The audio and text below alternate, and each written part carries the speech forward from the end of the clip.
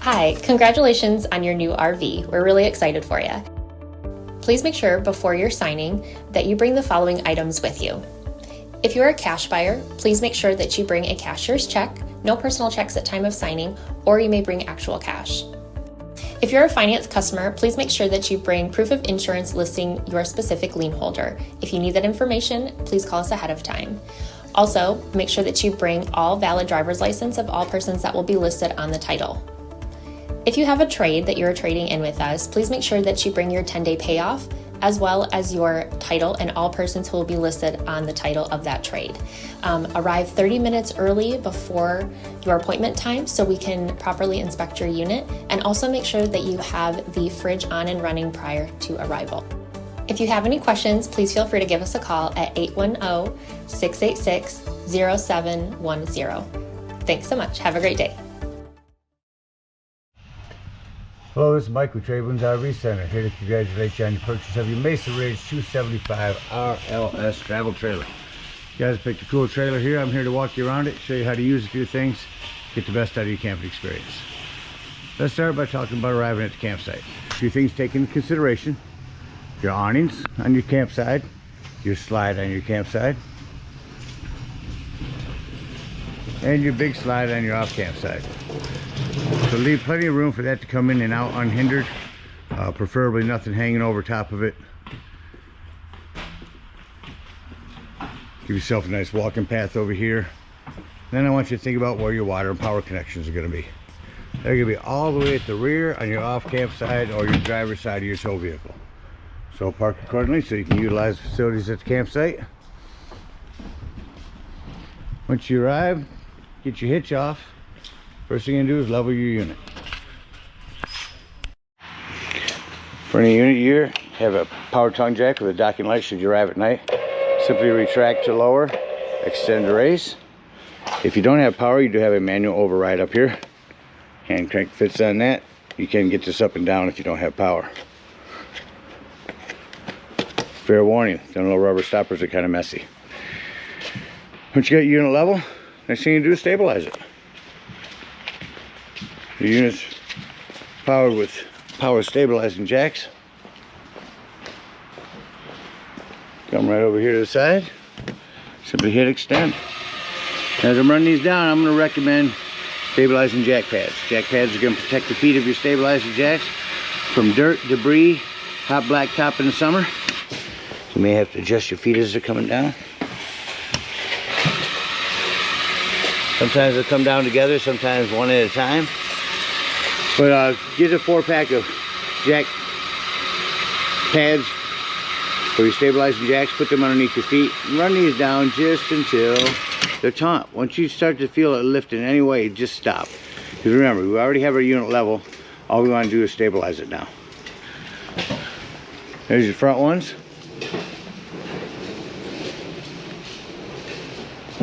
Here are your rear ones. Show you those work. Oh, hit extend, now retract. There we go. So just to show you those work, got our unit level and stable, we can hook up our power and water. Power connections here on the back, 50 amp service. Where these go in now, so you go in at an angle. Once they're in, twist it to the right, and then put your gray washer on. At the end of that 50 amp service, should you need it, we have this, what they call a dog bone, to bring you from 50 down to 30. And if you need to plug in at home, you can use this to go from 30 down to 110. Got our power hooked up, let's hook up our water. Right next to your power is your docking station. It's real simple. Either tank fill or city fill. We're going to turn this down to city when you hooked up to a campsite. First and foremost, your water pressure regulator. This water pressure regulator is going to reduce the water pressure to 40 to 50 psi, protecting the lines in your unit. Always use this when putting fluid in here or your black tank flush. Hook that up, hook up our hose. But don't turn our hose on yet. Let's find your hot water heater. So over here on your off camp side, go to the front a little bit, is your water heater. All we're doing at this point is returning our drain plug. Make sure that's in there nice and snug. Once that's in there, you can turn your hose on. Now if your hose has been on for a little while, go inside and open up your hot water tap. It's going to come out cold, but once it comes out of there, you know the air is out of the lines. You can shut that off, and you can go ahead and turn on your hot water heater indoors. Now there is a hot water element down here. It should remain off unless you're hooked up to 110. The only time you want to turn this on out here and indoors is when you're hooked up to 110. Hot water heater doesn't seem to be working. Come out here and check your pressure, your release here. If it's bubbled out, press it back in. That is a reset. And then your pressure release valve. Let's say we're going to go camping and we're not going to use city water. We're going to use potable water. Same spot, same port. All we're going to do is turn it up to tank fill. Fill it the same way. Treat your hot water heater the same way. Just remember, when using your potable water is when you're going to want to use your water pump. Don't use your water pump when hooked up to city water. It's already pressurized. All right, we're all set up to camping. We'll walk you around the unit, show you a few other things. Of course, your power and your docking station. Docking station has your city and potable. Both fill here. You have an outdoor shower, cable and satellite hookup, and here's your tank flush. We'll talk about that when leaving the campsite. Your rear stabilizing jacks. Ladder, utilize it, go up there a couple times a year, check your seams and caulk as needed. Unit's also prepped for a Furion backup camera. Device you purchase and put on the dash of your tow vehicle electronically communicates with this, giving you a backup camera for the unit. This is for a bumper griddle. You have a couple of 110s here. Prep for a TV here. Backer, cable and satellite, and 110. Cooking area, you use a spray port over here as well. Pull this out, lift this up. You know you can't push it in when it's off. When it's on, you have to put it down in order to push it back in. Make sure you lock that for travel. Kitchen, lighting, a drawer. That is a vent for your microwave. And these are access panels to the back of your fridge.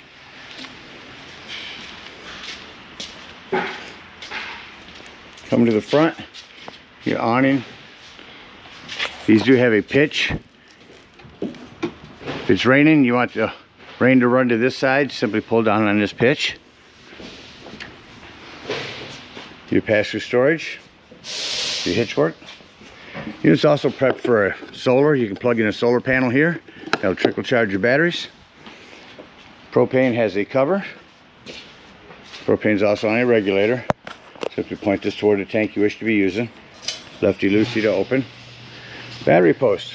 Again, check them now and then. Make sure they haven't wiggled loose over time. A docking light.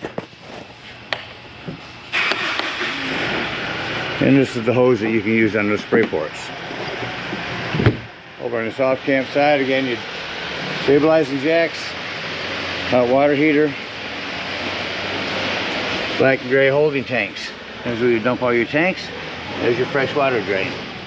This is a flue for your furnace. If you're running your furnace, steer clear of that. It'll get rather warm. And that about covers everything on the outside. Let's go take a look on the inside. Alright, first thing I'd like to point out coming up inside the unit is a fire extinguisher. Make sure that you and everyone that's camped with you knows the fire extinguisher is located at the entry doorway. Coming into the unit around the corner here. Up here on the wall is your control panel. So this is where you check your levels of your tanks. There's your fresh battery. There's your fresh water tank. Gray. Tanks as well. This is where you turn on your water heater if you're hooked up to gas. Here's where you turn it on if you're hooked up to electric. Here's where you turn on your water pump if you're using potable water. Interior and exterior lights. Your two slides in and your awnings. And your awnings, got them just about all the way out. I just wanted to show you on number one.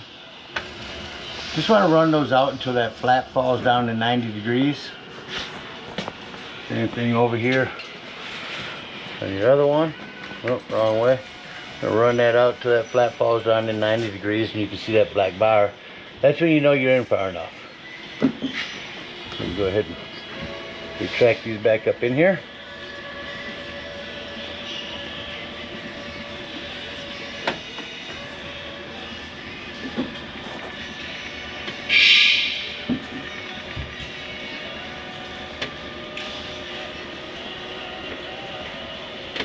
Run this all the way in for you.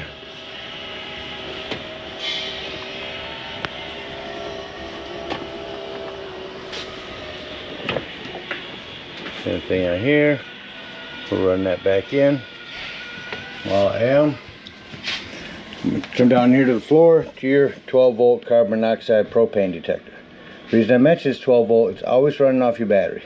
So if you're going to be gone for the day, nothing plugged into your battery, use a battery disconnect to keep that from running your battery down.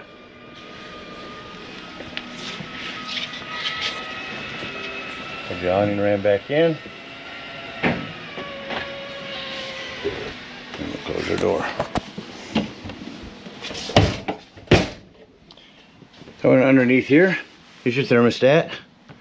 We'll start by turning on the air.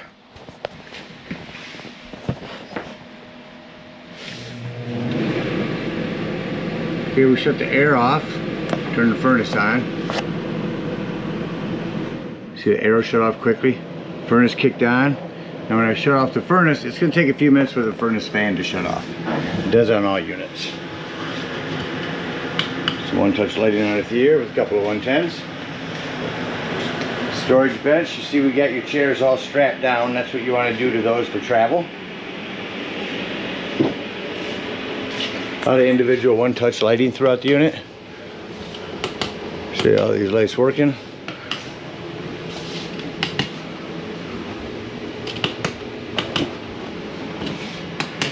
Your recliners here. You have this parachute pull. That'll bring your feet down. Use your feet to put it back up. Underneath here, you have massage or heat. A little light for accent light underneath. And 110 port. Sofa, I'm going to show you quickly how to turn that into a bed. Stand in the middle gives you good leverage. Simply remove your Velcro cushions. Lift up in the middle. Pull these legs out and pull it towards you. Lay the back down and just that quickly you have a bed. Reverse the process.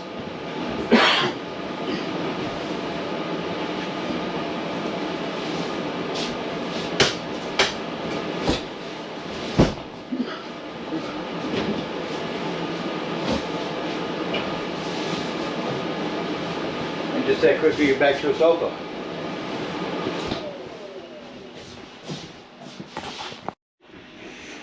So your remotes for your entertainment center are going to be where they should be. In remote storage here. 3 different remotes to start by turning on your TV.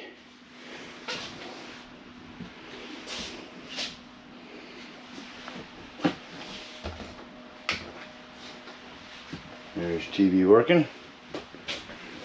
Shut that off. Turn on your sound system. The Freehand sound system is really nice.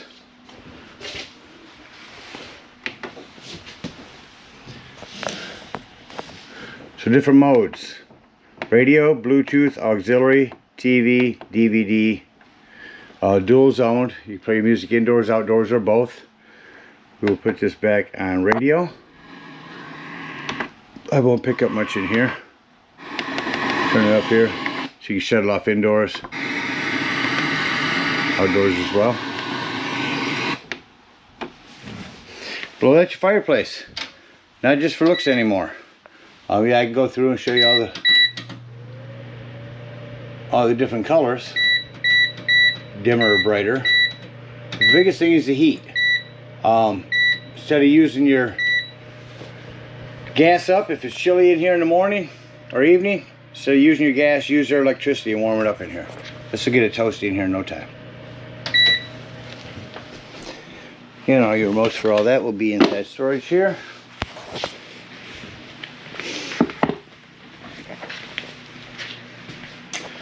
Coming into your kitchen, self-explanatory microwave. Your stove does have a fan and a light. This glass top makes an excellent backsplash. You have a panel light. Turn this to light, it'll go from blue to red. Hit your spark when your gas is on, that'll light.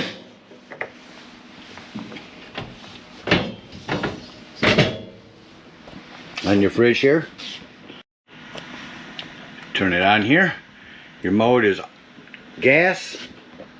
Auto means when you're plugged in, it's running off electricity. As soon as you unplug, that gas light will come on and it'll still say auto, or strictly power, or strictly gas. Auto is the best place to run it on. Here you change your temperature, 1 through 5. 1, 2, 3, 4, 5. Come back in your bathroom here. The only thing I want to mention in here, you have a fan and the light. Hand crank open vent.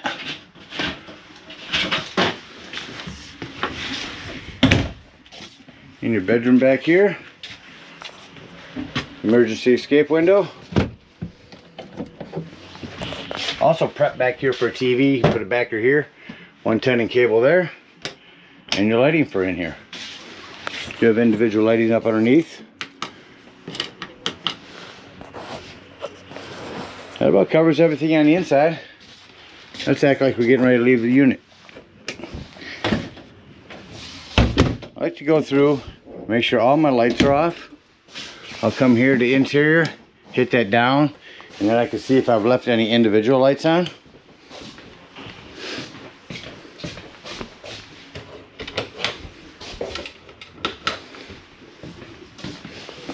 A lot of these one-touch lighting in here. Set my panel light, and off with my stove light. Back over here to the control panel, and turn your interior lights on again.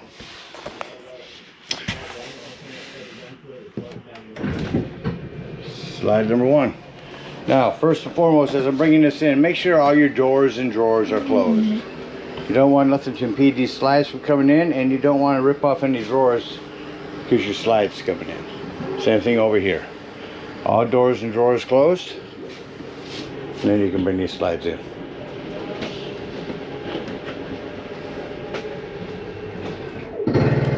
Once you hear that noise, it's okay to hear that noise.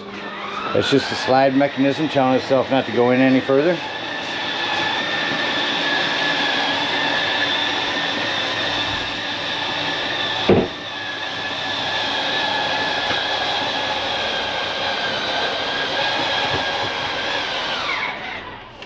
So slides are in, shut off your interior lights, and head out of the unit.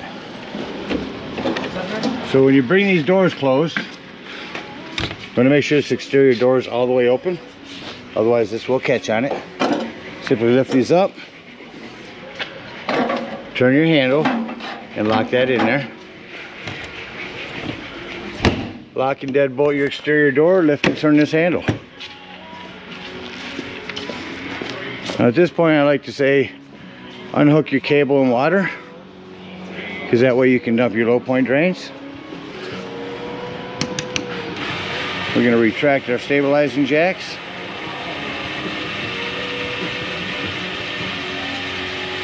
Once them are all the way up, from your hot water heater, open up this pressure release valve till all the water is drained out.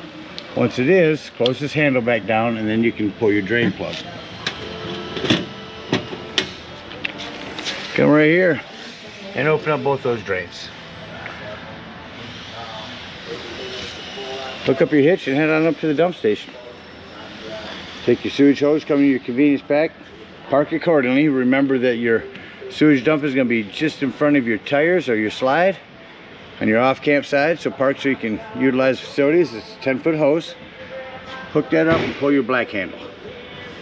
And after you pulled your black handle, and it sounds like it's no longer draining, you're going to come back here, leave that black handle open, and we're going to go to our black tank flush. Again, with your water pressure regulator, hook up the hose at the dump station, plug that in there, and let that run for a good 5 minutes. That's going to wash out your black tank, get all that nastiness out of there. Once you're done there, you're going to pull your black hand, close your black handle, and pull this gray handle. After that gray handle is done, you're going to close that one and pull this last gray handle. That's going to be cleaner waters, your sinks and your showers, and that'll clean out your sewage hose. Come to the back here and conveniently store your sewage hose in your bumper. Again, we thank you so much for your purchase. Hope you guys enjoy this Mesa race for many years to come. Happy camping.